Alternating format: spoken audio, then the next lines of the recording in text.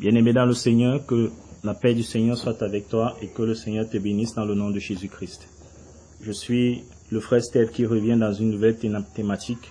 Je voudrais parler ici des finances dans l'Église. Bien-aimé, le thème que nous développons ce soir est un thème très important parce que la question des finances est une question capitale dans les assemblées. L'œuvre de Dieu a besoin des moyens financiers. C'est un aspect qu'on ne devrait pas négliger. Beaucoup d'églises même d'ailleurs sont en difficulté financière. Je voudrais d'abord parler de la gestion interne des finances. Je vais dire deux choses. L'argent est matériel, alors il obéit à un mode de gestion matérielle. Arrêtons de spiritualiser la gestion financière dans l'église du Seigneur. Et il y a deux principes en termes de gestion. Il y a premièrement la transparence. Bien-aimé, si tu es serviteur de Dieu, tu dois être transparent en ce qui concerne l'argent de l'église. Voilà pourquoi certaines assemblées ont pris de bonnes habitudes, c'est-à-dire de rendre compte à l'assemblée des montants qui ont été collectés au sein de l'assemblée. Et il y a beaucoup de pasteurs dans les églises qui demandent à leurs brebis de souvent leur rendre des comptes, mais qui eux-mêmes n'ont pas la culture de rendre compte à l'assemblée. Bien-aimé, l'église est une communauté de personnes avec un patrimoine commun, patrimoine financier, patrimoine matériel. L'église n'est pas l'église du pasteur, c'est l'église du Seigneur. Le pasteur peut ne plus être là demain, l'église va continuer d'exister. Donc ce n'est pas l'église du pasteur, c'est l'église de Dieu. Et conséquemment, l'argent, ce n'est pas l'argent du pasteur. Ce n'est pas l'argent du serviteur, c'est l'argent de Dieu, c'est l'argent du Seigneur. C'est un patrimoine commun à tous les frères de l'assemblée. Alors il est normal que les frères reçoivent le compte rendu des montants qui ont été collectés en leur sein par eux. Donc la première des choses, il faut la transparence dans la gestion des finances dans l'assemblée. La deuxième des choses, il faut une traçabilité en ce qui concerne l'utilisation de l'argent.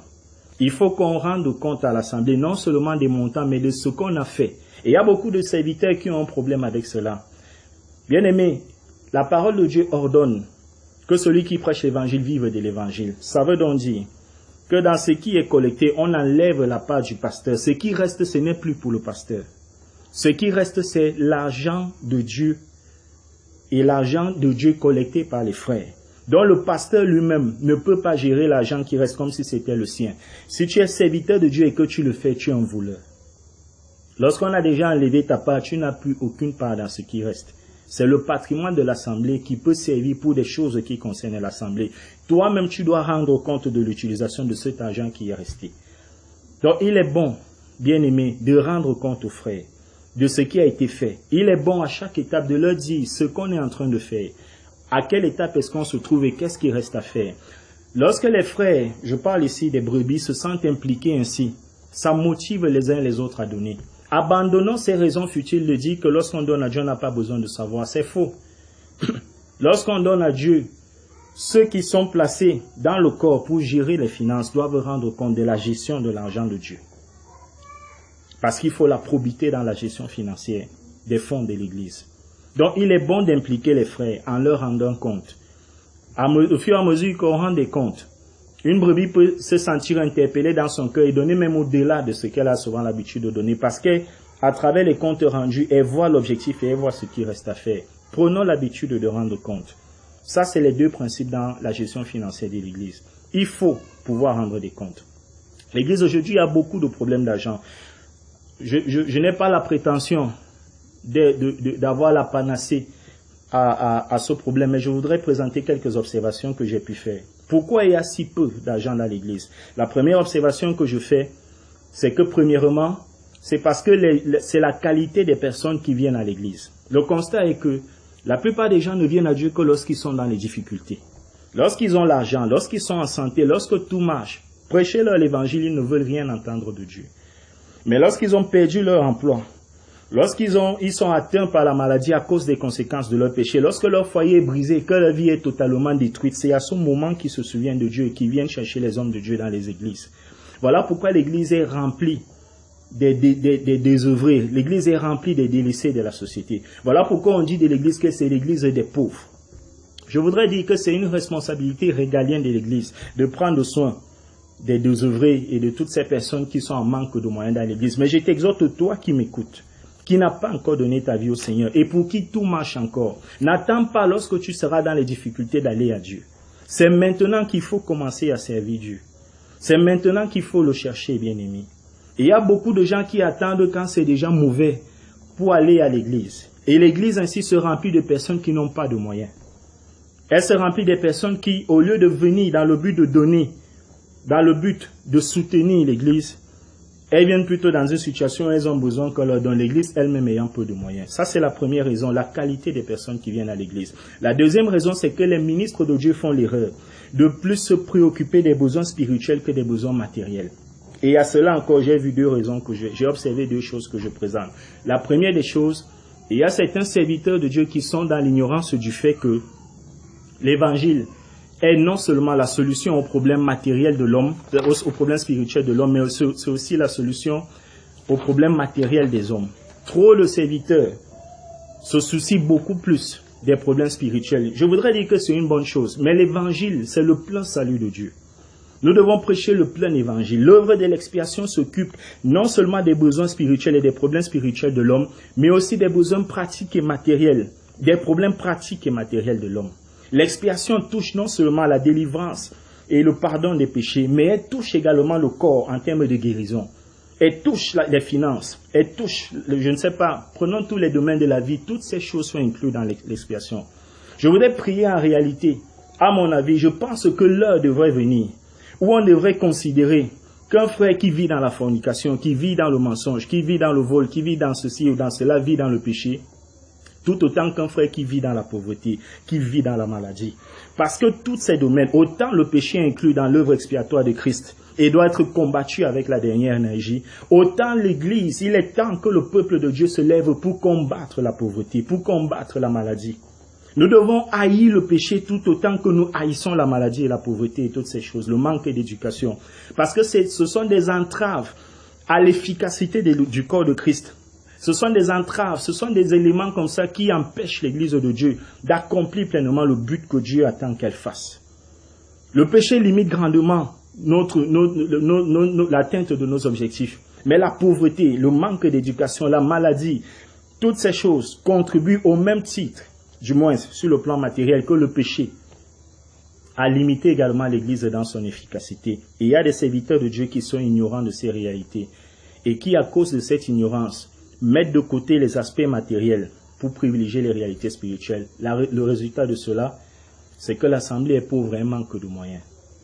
Elle est pauvre vraiment que de moyens. Ça, c'est la première observation. La deuxième observation que je fais, c'est qu'il y a une frange qui comprend ce que nous sommes en train de dire, qui ont déjà compris qu'il est important de lutter contre la pauvreté de la même manière qu'on lutte contre le péché. Il est important de prêcher contre la pauvreté tout autant qu'on prêche contre le péché. Ils l'ont compris. Mais eux-mêmes, ou alors leur assemblée n'est pas encore pleinement établie de façon pratique dans ce message. Ils n'ont pas encore pleinement été établis par Dieu dans un état de prospérité financière. Alors, bien qu'ayant compris cela, il manque de moyens pour aider. Voilà pourquoi le pasteur n'ayant pas encore les moyens matériels suffisants pour aider les frères, il se met à privilégier leurs besoins spirituels. Parce que chacun de nous doit donner ce qu'il a. Voilà les deux observations que j'ai pu faire en ce qui concerne ce problème. Donc, voilà quelques explications que je peux donner comme ça qui expliquent pourquoi aujourd'hui l'Église a peu de moyens. Ça, c'est au niveau interne. Maintenant, il y a un problème sérieux que je voudrais soulever et je prie que si tu es enfant de Dieu, je m'adresse particulièrement aux serviteurs de Dieu. Si tu es un collègue, écoute ce que je vais dire. Le corps de Christ a un problème sérieux aujourd'hui. Parce que, en dehors de ces aspects internes, qui font que l'Église ait peu de moyens aujourd'hui, et il y a l'aspect externe qui inclut le manque de solidarité dans le corps de Christ. Bien aimé, les mondains sont solidaires entre eux. Les sectaires sont solidaires entre eux. Mais s'il y a un monde où j'ai vu si peu de solidarité, si peu d'amour entre les mêmes entités, qui pourtant subissent les mêmes combats et les mêmes épreuves, les mêmes rejets par le monde, les mêmes attaques par le diable, ce sont les assemblées chrétiennes. Et il y a peu de solidarité entre les assemblées chrétiennes. Il y a si peu d'amour. Il y a si peu d'amour. Il y a si peu de soutien mutuel. Il y a tant d'égoïsme. J'ai observé trois choses dans ce que je voudrais dire. La première observation que j'ai faite, c'est le problème du sectarisme dénominationnel. Il y a beaucoup de frères étroits d'esprit qui pensent que c'est eux qui, à eux seuls, ont la lumière. que c'est eux, à eux seuls qui sont la véritable Église. C'est une erreur, bien-aimés. Votre assemblée, le corps de Christ, la réalisation du corps de Christ, ce n'est pas l'Église locale. Tu ne peux pas avoir tous les dons dans ton assemblée. Le corps de Christ, c'est l'ensemble des enfants de Dieu, répartis dans toutes les assemblées confondues, dans tous les groupes de prière confondus, et même ceux qui sont sans assemblée qui servent le Seigneur, puisque ce mouvement est en train de prendre une certaine ampleur, les églises de maison ou les cellules de prière. Tous ces enfants qui invoquent le nom du Seigneur Jésus, qui ont donné leur vie au Seigneur, c'est tout cela le corps de Christ bien-aimé. Le corps de Christ, ce ne sont pas seulement tes frères de la même assemblée. Il faudrait que nous sortions de ces choses. Le corps de Christ, c'est l'ensemble des enfants de Dieu dispersés au travers de ces différentes assemblées. Laissons ce sectarisme dénominationnel. Il y a beaucoup d'assemblées qui, parce qu'elles sont bâties sur une doctrine particulière, ils estiment que c'est eux seuls qui ont la lumière, que c'est eux seuls qui sont véritablement enfants de Dieu. Dieu n'est pas dans les doctrines, Dieu est dans sa parole, bien-aimé. Dieu n'est pas le Dieu des doctrines. Dieu est regard de sa parole. Dieu n'est pas dans les doctrines, bien-aimées. Il est dans sa parole. Le Saint-Esprit n'est pas pour un groupe de personnes, il est pour tout le corps de Christ. L'Esprit de Dieu a été déversé non pas dans une seule assemblée, la vôtre, non. Il a été déversé dans tout le corps de Christ. Vous n'avez pas tous les dons de Dieu, les dons de ministère sont placés dans les différentes assemblées pour l'utilité du corps, non pas de votre assemblée seulement. Conséquemment, les finances qui sont déversées. Lorsque Dieu bénit une assemblée, il faut que nous intégrions cela, que la réalité du corps, c'est l'ensemble des assemblées. Lorsqu'une assemblée est bénie spirituellement par Dieu en termes de finances, c'est pour soutenir les autres assemblées, même si vous n'êtes pas de la même dénomination. Il faut soutenir. Lorsque le Seigneur déverse une onction dans une assemblée B, c'est pour tout le corps du Christ. Ce n'est pas juste pour votre assemblée. Il faut le comprendre. Il y a ce problème de sectarisme dénominationnel. Et il y a un autre problème, celui de l'égoïsme dénominationnel. Il y a beaucoup de serviteurs de Dieu qui auraient pu être utiles à la cause du Seigneur, qui sont allés solliciter de l'aide parce que leur assemblée avait peu de moyens. Mais ils n'ont pas pu être aidés parce qu'on leur a donné des conditions. On les a conditionnés sur le fait que s'ils veulent recevoir un soutien, il faut qu'ils intègrent l'assemblée qui va les soutenir. Et il y a des assemblées qui refusent d'aider les autres, à moins qu'on ne leur donne d'intervenir dans ce qui va être fait. C'est de l'égoïsme dénominationnel. C'est toutes ces choses qui entravent les bénédictions que Dieu déverse. Bien-aimé, la parole de Dieu dit que le principe dans le corps, c'est le principe d'égalité. Je vais te dire, toi pasteur, si tu fais ces choses, il est dit dans la parole de Dieu, parce qu'il y a beaucoup d'assemblées qui organisent des visites aux prisonniers, des dons aux prisonniers, des dons aux orphelins, des dons aux veuves, des dons aux pauvres. C'est des choses bien. Mais je nous dis à nous qui connaissons la parole qu'il est écrit que celui qui n'a pas soin des siens est pire qu'un infidèle et il a renié la foi. Et il est écrit que nous devons faire le bien, mais premièrement envers les frères à la foi. Tu ne peux pas, ô serviteur de Dieu, délaisser le frère qui est à côté de toi, même s'il n'est pas de ton assemblée, et aller aider ceux du monde, et aller aider les veuves du monde, alors que dans les assemblées tout autour, il y a des veuves dans les églises. Tu ne peux pas aller premièrement aider les prisonniers, alors qu'il y a le serviteur d'une assemblée qui meurt de faim dans ta localité. Les bénédictions que Dieu nous donne, c'est pour le corps. La Bible dit que Dieu a placé les membres du corps afin qu'elles aient soin les uns des autres. Et que les membres les plus faibles doivent être entourés d'un plus grand honneur. Le corps, c'est l'ensemble des assemblées. Il y a des assemblées que Dieu t'a béni financièrement, c'est prioritairement pour les frères. Ce n'est pas d'abord pour aller soutenir les veuves ou les orphelins. Je ne dis pas que ces choses sont mauvaises, mais je dis qu'il faut revenir aux priorités qui ont été données par le Seigneur. Avant d'aller faire des dons aux veuves et aux orphelins et aux prisonniers, commence d'abord par investiguer si dans ta localité, il n'y a pas des serviteurs, il n'y a pas des assemblées qui sont dans le besoin. Il y a peut-être des assemblées de 10, 20, 30 personnes. Tu veux peut-être faire un don de 500 000, 1 million, ça peut aider cette assemblée à émerger. Ça peut aider le serviteur, ça peut aider les frères. Il y a des frères qui n'arrivent pas à payer leurs écoles. Ils n'arrivent pas à doter des femmes. Ils n'arrivent pas à faire ceci, à faire cela. Pendant que dans le même temps, dans la même localité, il y a une autre assemblée qui est riche, mais qui ne veut pas aider. Ou qui refuse d'aider.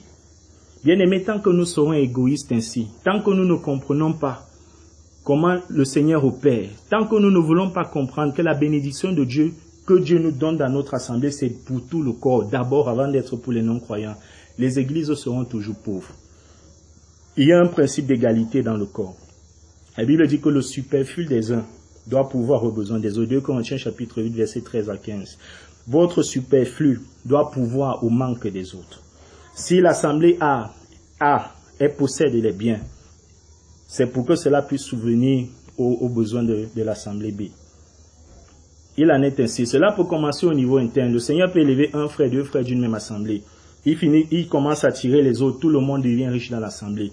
Quand vous parvenez à ce stade, avant d'aller aider les prisonniers, ce qui est une bonne chose, avant d'aller aider les veuves du monde, commencez par aider vos frères des autres assemblées. Commencez à chercher dans la localité. Prenez la peine de chercher, bien aimé, à investiguer.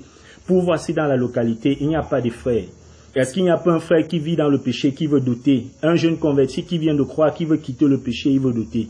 Est-ce qu'il n'y a pas un frère qui veut le travail? Parce qu'avec le travail qu'il va trouver, cet argent va servir à soutenir l'œuvre de Dieu dans son assemblée. Est-ce qu'il n'y a pas un serviteur qui meurt de faim? La Bible dit qu'il faut faire le bien en priorité aux frères dans la foi. Nous sommes tous de la même famille chrétienne, même si nous sommes des assemblées différentes. La Bible dit que celui qui renie les siens est pire qu'un infidèle, il a renié la foi. Commençons par faire le bien pour nous-mêmes. Les non-croyants bien-aimés adoptent ce principe. C'est pour ça que l'argent circule d'une personne à l'autre dans le monde. C'est pour ça que dans le monde, lorsqu'un non-croyant devient riche, la richesse circule finalement, tous sont élevés. C'est pour ça que parmi les sectaires, il y a cette solidarité, cette connexion. Eux, ils prospèrent. Pourquoi il y a si peu? Il y a tant de manque de solidarité dans le corps de Christ. Pourquoi tant de sectarisme? Pourquoi tant d'égoïsme dans le corps de Christ? Bien-aimé, si tu es interpellé par ce que je dis et que tu es serviteur de Dieu, prends l'engagement aujourd'hui de faire la différence. Prends l'engagement aujourd'hui de sortir de cette attitude. Ne délaisse pas ton frère qui est à côté de toi, même s'il n'est pas de ton assemblée. Ne commence pas par chercher à faire le bien. Cherche autour de toi. Et il y a certainement un frère. La pauvreté est la chose la mieux partagée aujourd'hui. Il y a sans doute un frère tout autour qui n'a pas. Et ce que tu veux donner aux non-croyants, tu peux lui donner cela et Dieu te bénira. Je t'exhorte à le faire. Ça, c'est la deuxième observation que j'ai faite. L'égoïsme dénominationnel. La troisième observation maintenant, et qui est fondée d'ailleurs, c'est que les gens ont peur. Il y a une peur qui règne dans le monde de Dieu. À cause des faux qui ont infiltré le corps de Christ. Nous avons peur les uns des autres. Je consens, bien aimé, cette peur est normale et elle est légitime. Beaucoup de gens ont peur de collaborer. Et même l'aide dont nous parlons, conséquemment, ils ont peur d'aider. Beaucoup de gens ont peur de collaborer parce qu'ils ne sont pas sûrs de l'authenticité des frères. Ils ne sont pas sûrs de l'authenticité de l'assemblée. Je voudrais dire une chose. Certains ont proposé qu'ils ne collaborent plus avec les frères. Mon humble avis, avec le peu de lumière que Dieu m'a donné, c'est qu'il ne faut pas annuler les collaborations. Comme je l'ai dit, nous sommes un corps. Il faut plutôt encadrer la collaboration. Il faut collaborer, nous devons collaborer les uns avec les autres. Nous devons faire preuve de tolérance. Nous sommes un corps, il faut faire preuve de tolérance. Et il y a toujours eu, même au temps de l'église primitive, il y a eu, et il y en aura toujours, des divergences d'opinion, des divergences doctrinales, des divergences de point de vue. L'apôtre Paul a dit que là où nous sommes parvenus d'un même accord, avançons d'un même pas, mais si nous sommes d'un avis contraire, Dieu lui-même nous éclairera. C'est une manière de dire, concentrons-nous sur ce qui nous réunit, laissons un peu les divergences doctrinales, laissons les combats sur le port du foulard, le port des pantalons et toutes ces choses. Regardez la télévision et toutes ces choses, comme nous, on ne regarde pas la télévision, on ne met pas les pantalons, c'est nous qui sommes la vraie église et toutes ces choses. Comme nous, on a le feu, vous n'avez pas le feu, vous n'avez que la parole. Laissons toutes ces choses, bien-aimés. Concentrons-nous sur ce qui nous unit. Privilégions les domaines où nous sommes d'accord. Je voudrais dire une chose, que encadrons les collaborations, ne les annulons pas. Parce qu'il y a de la puissance dans la collaboration. Parce que ton assemblée ne peut pas tout avoir. Ton assemblée ne peut pas tout avoir. Dieu ne dépose pas tout dans ton assemblée. Il dépose ceci dans l'assemblée X, il dépose cela dans l'assemblée Z, il dépose cela dans l'assemblée D. Et il s'attend à ce que nous puissions collaborer. Et qu'au travers de ces collaborations, les différents dons qu'il a déposés soient communiqués à tout le corps. Encadrons les collaborations. Je propose 3 choses. Puisque je me plais à être pratique dans ce que je dis pour l'encadrement des collaborations. La première des choses que je voudrais présenter, c'est qu'avant toute chose, il est bon de s'associer à une personne qui est ouverte d'esprit. Si tu es un chrétien qui est d'accord qu'il faut collaborer, Ne collabore pas prioritairement avec quelqu'un qui est encore fermé, qui n'a pas encore compris ce dont nous sommes en train de parler. Parce que les frères à l'esprit fermé ont tendance, puisqu'ils estiment que c'est eux qui ont la lumière, ils ont tendance à traiter les autres comme des âmes à gagner.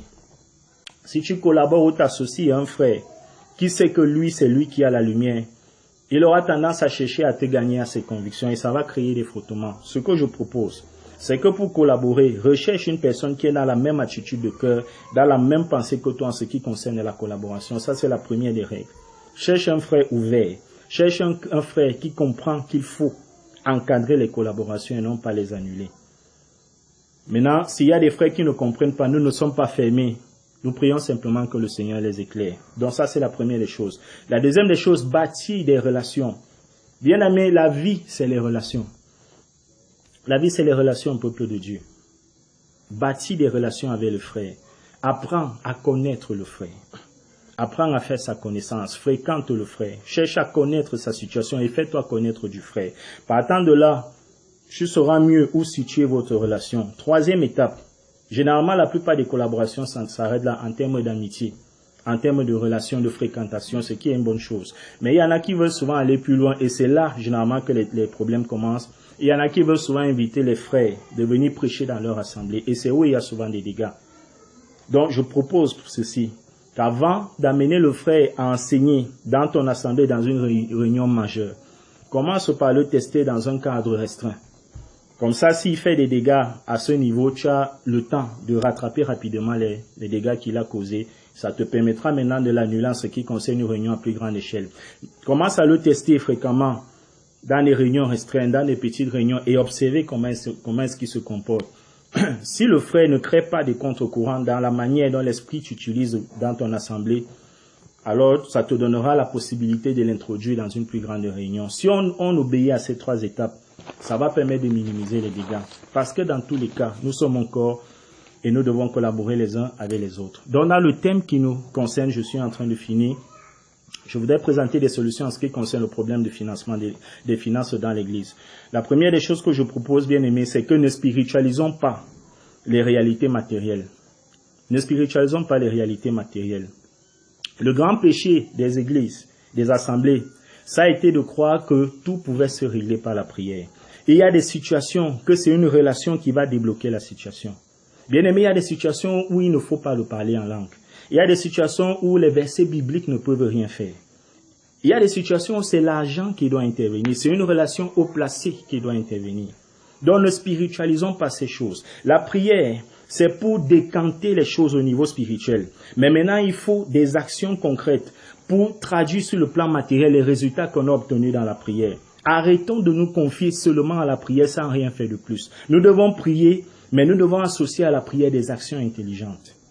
Arrêtons de spiritualiser les choses. L'Église a longtemps prié, mais pendant ce temps, le diable sur le plan matériel était en train de gagner du terrain. Et aujourd'hui, nous subissons les lois de ces hommes qui ont été placés par Satan des postes stratégiques. Et il y a une stratégie de conquête des hautes fonctions de nos États par l'ennemi. Et il a réussi dans une large mesure. Voilà pourquoi les lois de Satan sont votées dans les nations et les chrétiens de ces nations subissent ces lois. Pourquoi? Parce que pendant que le diable gagnait du terrain sur le plan matériel, eux, ils étaient en train de prier et de lire la Bible. Bien aimé, il faut prier, mais il faut agir de façon concrète. Il faut associer à la prière des actions intelligentes. Il faut associer à la prière des actions pratiques. Arrêtons de spiritualiser les problèmes matériels. Arrêtons de spiritualiser le matériel. L'homme est fait de chair et esprit. L'homme n'est pas esprit, c'est un être spirituel. C'est-à-dire qu'il est fait d'une partie matérielle et d'une partie spirituelle. Tu as des lois et des devoirs et des obligations sur le plan matériel. Tu as des lois, des devoirs et des obligations sur le plan spirituel. Arrêtons de spiritualiser le matériel. Ça, c'est la première des choses. La deuxième des choses, c'est ce que je viens de dire. Que le diable a mis en place une stratégie pour conquérir les hautes fonctions de l'État. L'Église a dormi, mais il faut que l'Église rattrape le retard. Il faut que dans les messages, qu'on prêche avec ardeur sur le péché dans l'Église, qu'on prêche avec ardeur sur la délivrance. Mais il est temps, bien aimé, que l'Église commence à prêcher avec ardeur pour inciter les frères à faire l'école. Nous avons besoin d'intellectuels dans nos assemblées. Nous avons besoin de docteurs, d'enseignants. Nous avons besoin de ministres, de gouverneurs. Il faut que l'Église mette en place une stratégie de reconquête des hautes fonctions de l'État. Cela doit commencer au niveau des serviteurs par des messages allant dans ce sens. Encouragez vos jeunes à faire l'école. Encouragez vos jeunes à présenter des concours. Encouragez vos jeunes à monter des projets. Que les églises qui ont des moyens se mobilisent pour financer ces projets, pour que l'église ait des moyens financiers pour soutenir sa politique. Parce que la réalité, bien aimée, dans notre monde matériel, c'est que c'est celui qui a le pouvoir financier qui est écouté. Même dans nos familles, c'est un principe vrai. Et il faut une stratégie de reconquête du pouvoir.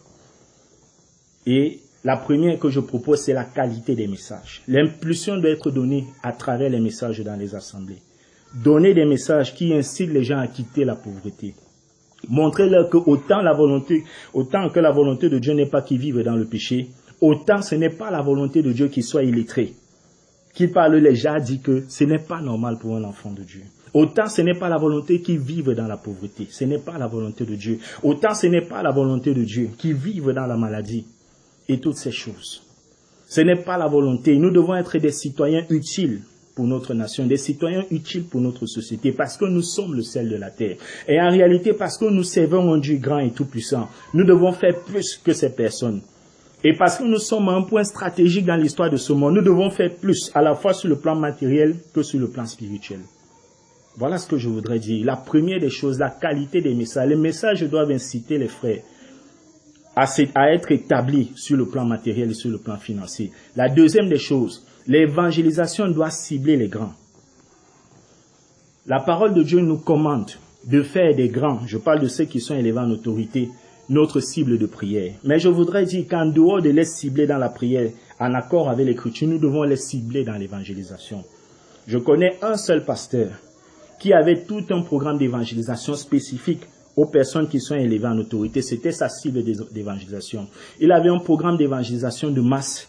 Il avait un programme d'évangélisation. Il procédait par ciblage. Et parmi ces catégories, parmi ces cibles, il y avait les grands. C'est une bonne stratégie. Il faut cibler les préfets par l'évangile. Nous devons non seulement prier pour eux, mais leur prêcher l'évangile. Il est temps de s'élever et d'évangéliser ton oncle ministre dans ta famille. Au lieu de parler de lui que c'est un buveur de sang. Il est buveur de sang, mais c'est lui qui t'a donné le travail. Il est buveur de sang, mais il te donne l'argent et tu prends. Bien-aimé, laissons ces discours inutiles. Prêche l'évangile à ton oncle ministre. Prêche l'évangile à ta tante gouverneur. Prêche l'évangile à ton grand frère préfet. Ciblons les grands par l'évangile parce que nous devons reconquérir ces positions que l'ennemi a perdues lorsque nous étions dans le temps d'ignorance. Voilà ce que je voudrais dire, bien-aimé. Ne spiritualisons pas le matériel. Il faut une stratégie de reconquête des grands. Et la troisième solution que je voudrais proposer pour terminer, c'est que l'Église doit reconnaître les ministères de soutien. Pendant trop longtemps, le ministère de soutien a été négligé. C'est quoi le ministère de soutien? Ce sont ces hommes et ces femmes que Dieu suscite dans le but unique de soutenir, de servir Dieu en soutenant l'œuvre de Dieu par leurs finances. Au temps du Seigneur Jésus, il est dit que des femmes, ce sont des femmes qui avaient ce ministère similaire. Ils soutenaient le Seigneur de leurs biens. C'est grâce à ces femmes que le Seigneur pouvait manger. C'est grâce à ces femmes que le Seigneur pouvait prêcher sans avoir mangé de l'argent ou de la nourriture à la foule. C'était grâce à elles. Ces ministres doivent être reconnus dans l'Église. Aujourd'hui, lorsque le cœur d'un frère brûle pour se consacrer à soutenir l'œuvre de Dieu par ses biens, les pasteurs qui manquent de discernement vont l'orienter vers l'évangélisation, vers le pastorat, vers le ministère de prière. Non. Et il y a le ministère de soutien. Des hommes et des femmes mandatés, suscités par Dieu pour soutenir l'œuvre de Dieu par leurs finances. Ils sont aussi importants que les ministres de la prière dans l'Église. Ils sont de la même importance que les ministres de la parole dans l'Église. Ils sont de la même importance que les ministres du chant dans l'Église. Ils sont tout aussi importants et doivent être honorés au même titre que ces personnes. Ils sont importants, bien-aimés, pour l'Église du Seigneur. Bien-aimés, apprenons à reconnaître les ministres de soutien. Voilà ce que je voudrais dire. La question des l'Église a besoin de finances. Bien-aimés, j'étais à une réunion des serviteurs de Dieu dans la ville de Saint-Mélima. Je salue tous ces pasteurs qui font un merveilleux travail de ce côté. Je salue le pasteur Serge, le pasteur Thomas, le pasteur Ondombo, le pasteur David qui est le président de l'association que j'appelle affectueusement Tonton David. Je salue, vous êtes tellement nombreux, bien-aimés, l'évangéliste Yves Medou, le jeune pasteur Ngibous, qui vient fraîchement de se marier, son épouse, que le Seigneur vous bénisse. Je salue mon ami personnel, le pasteur Israël Letunelinga, que Dieu te bénisse, le pasteur Francis de la Sainte Église du Christ. Je salue les dirigeants, les pasteurs du plein évangile.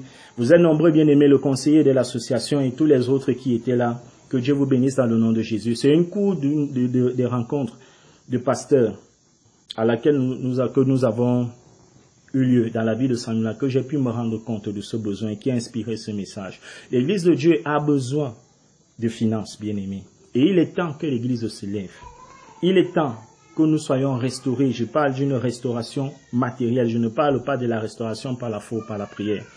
Il est temps que nous soyons restaurés de façon effective dans nos finances. L'œuvre de Dieu a besoin de finances. Pour prêcher l'Évangile, pour parler comme je le fais au travers de cette vidéo, il faut un portable et ça s'achète avec de l'argent. Il faut la connexion, ça s'achète avec de l'argent, bien-aimé. C'est des parenthèses que je donne. Donc, bien-aimé, si tu es jeune, cherche le travail. Si tu as passé l'âge du travail ou des concours, monte un projet. Même si tu ne fais rien, cherche à être instruit parce que tu dois savoir t'exprimer.